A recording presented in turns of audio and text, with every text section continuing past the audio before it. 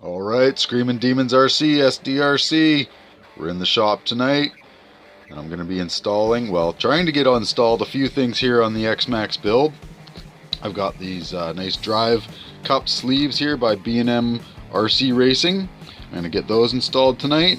I also have these covers for the Diff, they're alloy rear and front Diff covers for the Traxxas Xmaxx. Nice green anodized aluminum by Atomik.rc. I'm going to get those installed. So I have to take the front bumper has to come apart. Sorry, I'm going to focus there. The front bumper has to come off. The skid plate has to come down. I have to pull these pins out here, drop everything down, get the drive shafts pulled out of the cups in there so I can get the drive cups sleeves put on. I got to clean the area and use Loctite. Blue Loctite to hold those on. Obviously let that cure before you attempt to use your vehicle. What else am I going to do tonight? I have a few things I was going to try and tackle. I'm also going to possibly get this, if I have time, pull this motor off of this motor mount, and I'm going to try and get this one installed onto the motor mount. I'm not sure if I'm actually going to use this back section of the motor mount. It comes unbolted, so I might take that off because I don't really see a use for it. Mind you, we'll see how it fits once I have this motor in there. I don't want it to rub and wear on the motor, but then again it could keep the motor from ever sagging and bending the motor mount here, because you can see it's a 3-part system here, so I don't want the front piece to bend if the motor starts to sag down on big hits and landings. Mind you, I think it's pretty close. It sits in there pretty close. There is a bit of room, I think, for a gap, but not much. I can see maybe 1 mil or 2 at the most. Anyway, we're going to get started on this build, so bear with me while I take a few of these things apart, and I'll show you what it's like in 1 second here. Alright, I've got the Xmaxx torn down as far as I need to right now. I've got the skid plates taken off, and I've got the bumpers loosened off now so that I can get to the diff casings in the front here. I just wanted to show you guys though, I noticed here while I was cleaning up here, I've got a good size crack across this piece here. It comes off, I believe, with just that one screw. I'm not quite sure. I've never taken that off my truck actually before. I don't know if this piece comes separate, so I'm going to have to look into that. Anybody watches this video, let me know. Actually, tell you the truth, I'll probably be on it tonight as soon as I get out of the shop, online looking for this piece to order, or a couple of my suppliers I deal with. So maybe I'll see who can get that for me for the best deal. Anyway, I'm going to get back to putting this thing together. I'm going to get the covers put on here. These covers here first, and then I'm going to put the sleeves on, the drive cup sleeves next. So bear with me. I'm going to flip the truck over in a sec here, and we'll get working on the front. Alright, here's the front diff case, the cover here, hold on, right there, and it takes 1, 2, 3, 4, and there's a screw on this side. Well, there should be. You can't really see in there, but there is no screw in that hole. It's somehow just left the truck, so I'll have to look into that, see if it's broken or if it just came unscrewed and fell out. So I'm basically going to take that cover off. I'm going to compare the stock cover versus the aluminum cover that I'm putting on and give you guys the weights like I always do. So just 1 sec. Alright, let's see what this diff is looking like after being abused at the compound all season. Comes off. A little bit of grime and muck in there, but not bad. Not bad at all. Let's have a close look at that diff here. I'll focus on there. Looks pretty good. Don't see any teeth missing. No, just a bit of grime and grease. Bit of probably, it's not too bad actually. Thought it'd be worse. Yeah, not bad at all. Just a little bit of coal slag dust. So I'll get that out, clean it all up, slap it back in, put those sleeves on there, and she should be good to go. Okay, well I'll get the measurements for the stock cover versus the aluminum. Obviously, aluminum will be a bit heavier, but I'm sure it won't be that much because it's really thinly machined out, so we'll have to check on that. Just one second. Alright, I got the weights for the covers there. The stock Traxxas diff cover was 14.9 grams. That's this one here, plastic. Oh, there we go on the floor. Okay, and the aluminum Atomik.rc diff cover was 30.1 grams. That's this one here. Beautiful piece, nicely machined. It's pretty much exact replica of the plastic one.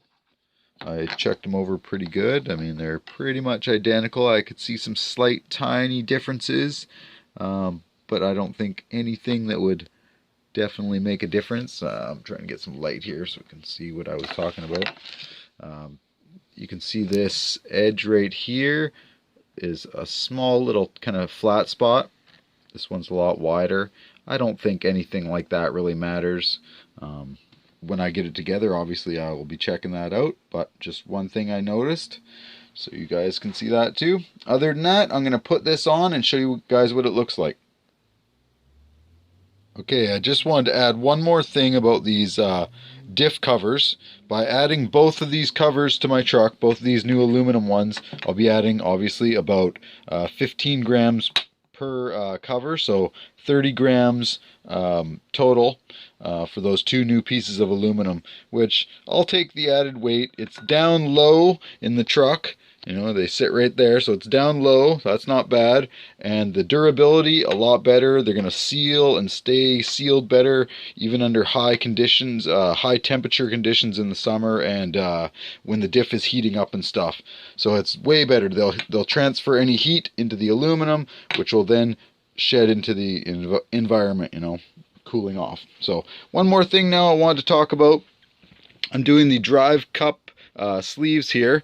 This is what they should look like when they're done, flush with the end, as you can see, like that, just put on like that. So this is how I was doing them. Basically, I'll get one here, hold on one sec. Here's one here, and I was taking some hold on, my music's going crazy. The stereo was possessed there. It was coming on, trying to blast the Motorhead. I don't know if you guys like Motorhead, but that's what I listen to sometimes while I'm working on my Xmaxx. So anyway, you take a little bit of the blue Loctite. Oh, and spill it all over the place? Nope, good. Alright, and we just put a little bit. You don't need a lot. Let's see if I can do this on film without making a mess. So just a bit on that side. Let it flow around a little bit. And then basically just put it on. You know, you want to get some on both sides here. I'm kind of shortening it because, oh, it's the video here. So a little bit on both sides, just so it gets a good secure adhesion when it finally dries. So got a bit on both sides, all right. So basically all I was doing was lining it up. You can see there's a couple of spots there where it's machined out. That's so that your drive shaft pins don't hit the aluminum, and so everything will pass correctly. So you got to make sure those are lined up. Pretty simple. Just give it a tap on there with a hammer and just keep tapping it down. One side to the next, this side, then that side, just back and forth until it gets down and sits flush, just like that other side. And don't hit it too hard, it's aluminum, and just go nice and easy. Make sure you're going down smooth back and forth so it's not binding and twisting on there like this, damaging anything. So it's pretty simple. I'll get that put on, show you what it's like in the end there. One sec. Alright, there we go. I got both sides done. Off camera, I did add a bit more Loctite to that one side that I was just doing there, just to make sure it had enough. And then after I got them all on, make sure you wipe off all the extra Loctite that's around and any aluminum little bits of burrs that start, you know, because these are a nice tight machine fit. So when you tap them down there, a little bit of aluminum kind of hairs and filings start to pop out the top, and so you want to make sure you clean all that off so you're not getting them anywhere and contaminating anything, and bearings and grease and all that stuff. Keep everything nice and clean and moving smooth. Alright, so that's done. I'm going to pop that back into the truck and we'll get that cover put on real quick here. Alright, before I put this diff in, I wanted to make sure I lubricated these gears, or the gear there, with some of our special sauce that we use around here at SD, specially formulated by one of our crew members. Thanks, Dozer. We'll get that on the market eventually here when we can. We got some time and we'll get it all figured out. Anyway, and you guys can use that stuff too. It's great. So we'll put a little bit on those gears. Don't need a lot. It really works good. It lasts and sticks on them gears good. So I'm going to put that on there, spin it around a few times. We're good to go. Okay, I'm going to get this button back together. I just wanted to make sure you guys saw that. I was putting a little bit of lube on there before we stick that together. Alright, there's that diff cover installed. I basically have to put the screws in still, but I just wanted to show you guys how nicely this fits. So here we go, it just pops right in there. Just nice and snug, perfect fit. Fits all the way around, seams look all good. So yeah, I'm pretty happy with that component. That's going to add some nice bling to the truck. And it's going to add some strength, and like I said before, it'll cool the diff down because the heat can actually dissipate from the aluminum better than it can from the plastic. So I'm going to get the screws put in, and we'll get that. I'll get that all put back together. And the next thing I'll be doing will be putting in, one sec, will I find them? Where did I put them? The pins. They're around here somewhere. One second. Pause. Alright, we're back. I found them. The CEN pins. So I'll be installing these on the upper links right here.